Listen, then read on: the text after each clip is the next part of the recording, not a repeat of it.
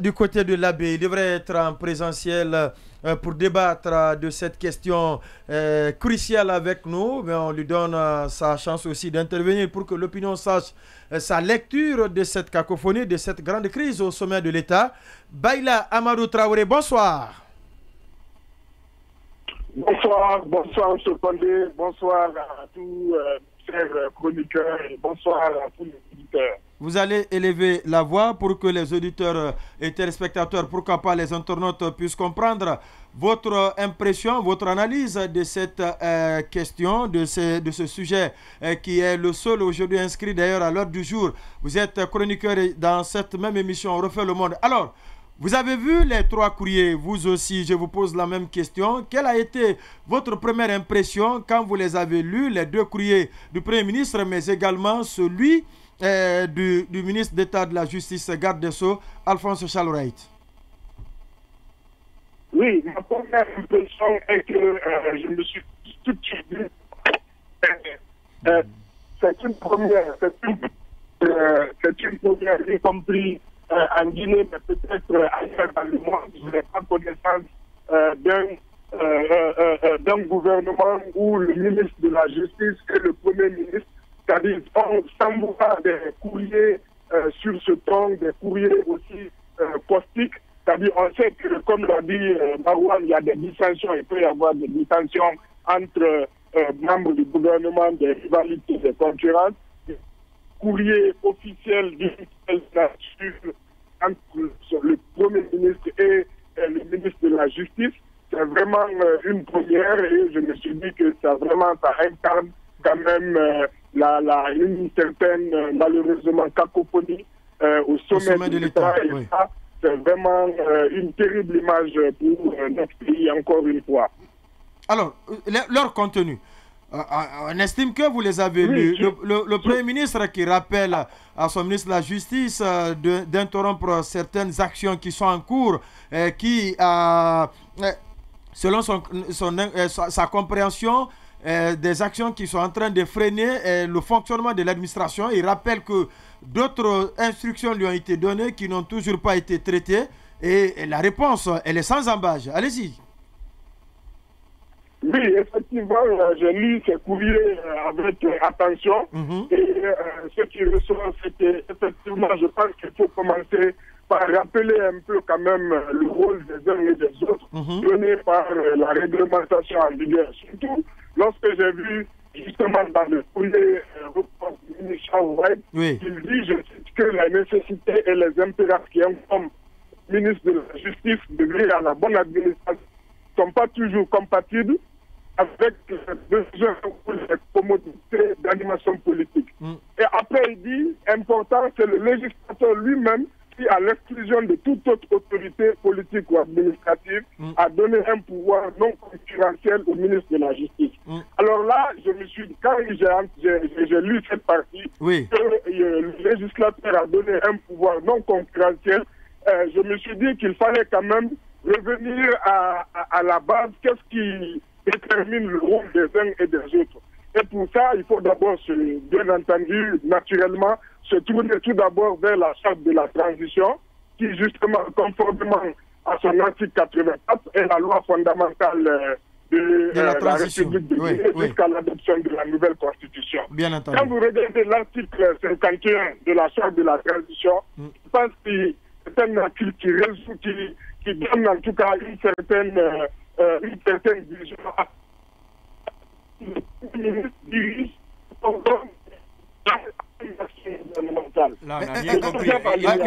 oui, quel est le contenu de l'article 51? Non, reprenez intégralement, il y a eu distorsion de voix. Reprenez son contenu. Allez-y. Là? On va essayer de le rappeler. On sait quand même que même les appels téléphoniques avec ce brouillage auquel, bien entendu, c'est difficile d'effectuer les appels, pour ne pas dire très, très impossible. On va essayer de le rappeler, Baïla Amadou Traoré, très rapidement par rapport à sa lecture, justement, de ces différents courriers, en attendant qu'on puisse l'avoir. Est-ce qu'on va aller donc...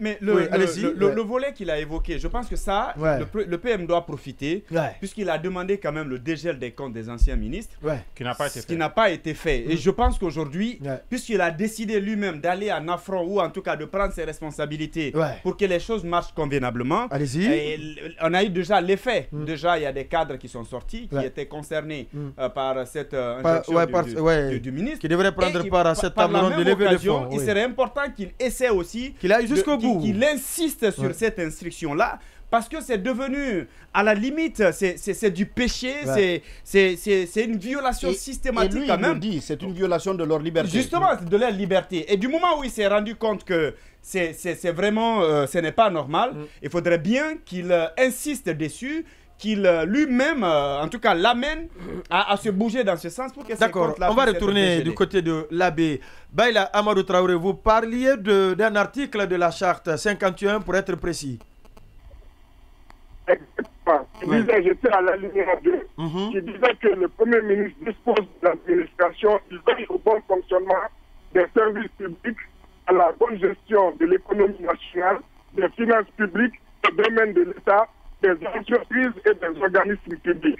Donc, quand on dit organismes, les EPA, pour vous rappeler que quelque part, le Premier ministre a bien entendu le rôle régalien de veiller à ce que l'administration des EPA se fonctionne convenablement. Surtout, exactement, mais surtout en ce qui concerne la politique pénale, le dernier alinéa dit que le Premier ministre assure l'exécution des lois et règlements, il veille à l'application des décisions de justice. Donc, vous voyez bien que... donc, ce n'est pas de l'immixtion. Oui, à ce niveau, ce n'est pas de l'immixtion. Exactement, il a un rôle déjà que la loi de créer l'application des décisions de justice et à l'exécution des lois et règlements. Donc, de ce point de vue, le Premier ministre a tout à fait le droit de demander des comptes au ministre de la Justice.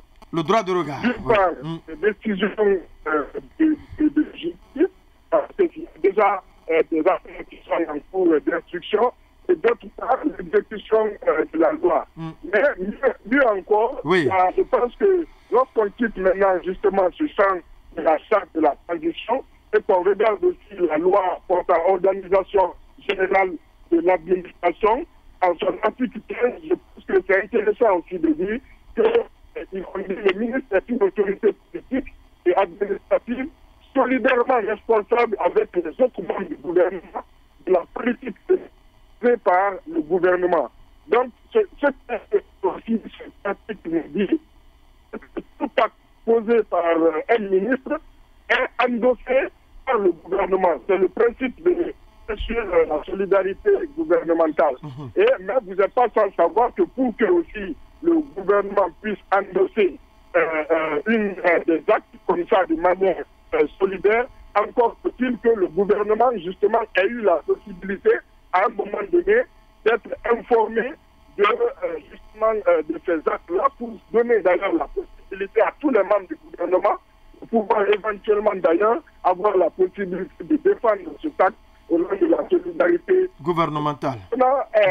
Quand on voit au niveau du pouvoir proprement dit du ministre de la Justice, notamment de l'article 37 qui invoque pour dire qu'il est justement, et c'est vrai, qui conduit la politique pénale.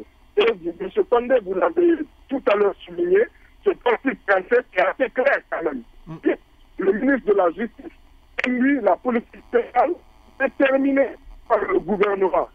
Donc, qui détermine, qui a la charge justement donc de la politique, c'est bien le gouvernement qui exécute et le président de la transition qui définit la politique. Donc, même ce principe-là, quand vous voyez sa rédaction, qui dit que le ministre de la Justice conduit la politique pénale déterminée par le gouvernement, donc la question qu'on se pose, c'est qu'à quel moment le gouvernement détermine cette politique et par quel instrument? Il y a d'abord une adoption d'un document qui peut être un document de politique générale, de politique finale.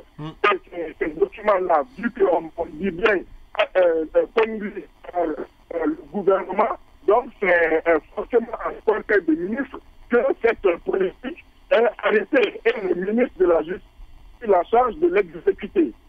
Donc celui qui coordonne, à mon avis, l'action gouvernementale, donc celui qui coordonne, qui doit veiller à ce que tous les départements sectoriels exécutent la politique définie par son gouvernement, c'est bien le Premier ministre.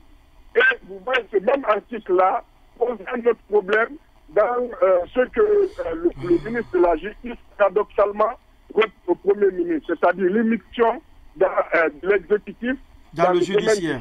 Oui. Parce que lorsque l'article 37, l'alinéa 2 dit que à la fin de conduire la politique du gouvernement, le ministre de la Justice adresse aux magistrats du ministère public les instructions générales de politique pénale.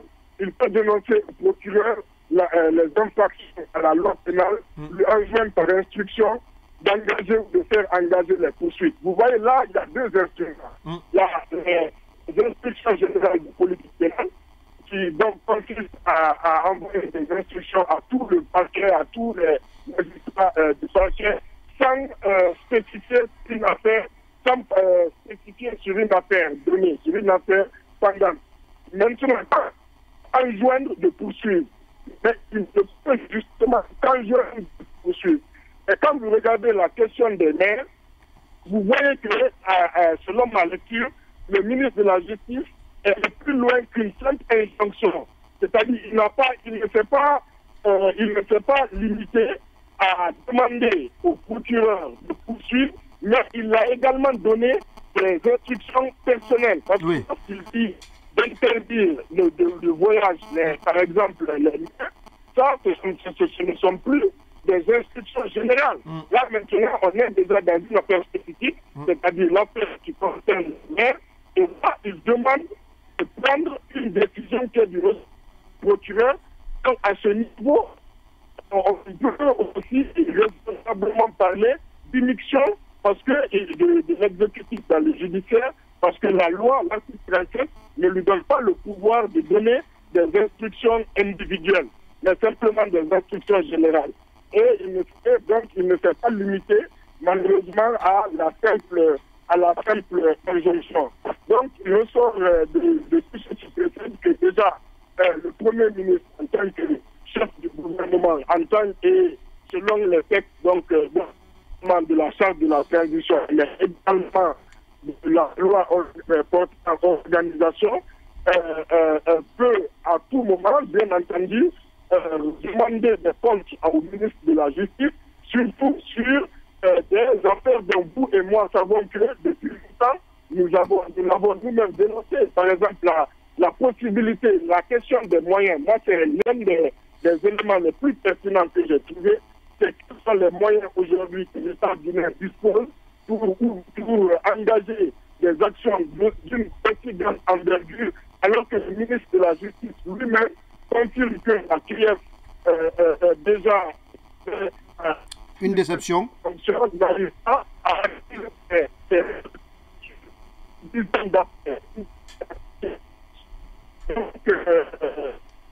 Le réseau n'est pas... Baïla Amadou Traoré, si vous permettez, vous dites des choses intéressantes, des éléments qui enrichissent le débat, mais le réseau se dégrade au fur et à mesure, puisque le sujet il est d'actualité et j'ose croire que demain, jeudi, vous allez retourner, vendredi, pourquoi pas lundi, on reviendra sur toutes ces questions pendant que vous êtes en présentiel, si vous le permettez.